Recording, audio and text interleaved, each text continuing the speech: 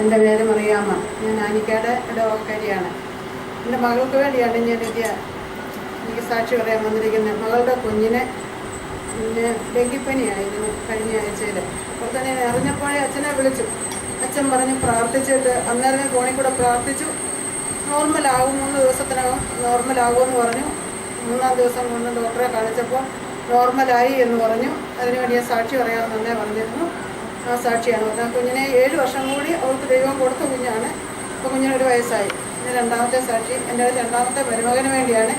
അവന് നടുവിൻ്റെ ഡിസ്ക് അകന്നിട്ട് കുറച്ച് നാളുകളായി വെയിറ്റ് ഇട്ട് കിടക്കണമെന്ന് പറഞ്ഞു.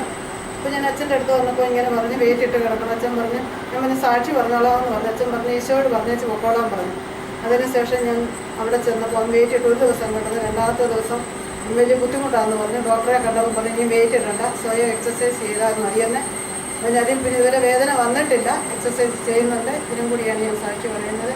ദൈവം നൽകിയ എല്ലാ അനുഗ്രഹങ്ങൾക്കും 1,000 നന്ദി പറഞ്ഞുകൊണ്ട് കർത്താവിന് സന്നിധിയിൽ വന്ന കർത്താവിനോട് തൻ്റെ മകൻ്റെ കാര്യം പറഞ്ഞിട്ട് പോയപ്പോൾ അവൻ സൗഖ്യപ്പെട്ടുവെങ്കിൽ അതാണ് വിശ്വാസം. അതുപോലെ തന്നെ തൻ്റെ കുഞ്ഞ് 7 വർഷം പ്രാർത്ഥിച്ച് ഈ മരിഭവനത്തിൽ വന്ന് പ്രാർത്ഥിച്ച് അതുപോലെ ലഭിച്ച കുഞ്ഞിന് പനി വന്നപ്പോൾ ഓടി ഇവിടേക്കാണ് വന്നത്. ആശുപത്രിയിലേക്കല്ല പോയത്. നമുക്ക് ഉടനെ തന്നെ 3-ാം ദിവസം തന്നെ ഡെങ്കിപ്പനിയിൽ നിന്ന് മോചിതമായി ആ കുഞ്ഞ് നമുക്ക് ദൈവത്തിന് നന്ദി പറയാം. ദൈവം എത്രയോ നല്ലവനാണ്. എത്ര പെട്ടെന്ന് നമ്മുടെ എളിയവൻ്റെ അറിയാവുന്ന രീതിയിൽ പ്രാർത്ഥിക്കാൻ വേണ്ടി പ്രിയപ്പെട്ടവരെ എളിയവൻ്റെ പ്രാർത്ഥന അവിടെ കേൾക്കുന്നു. നമുക്ക് നന്ദി പറയാം. Hallelujah, hallelujah.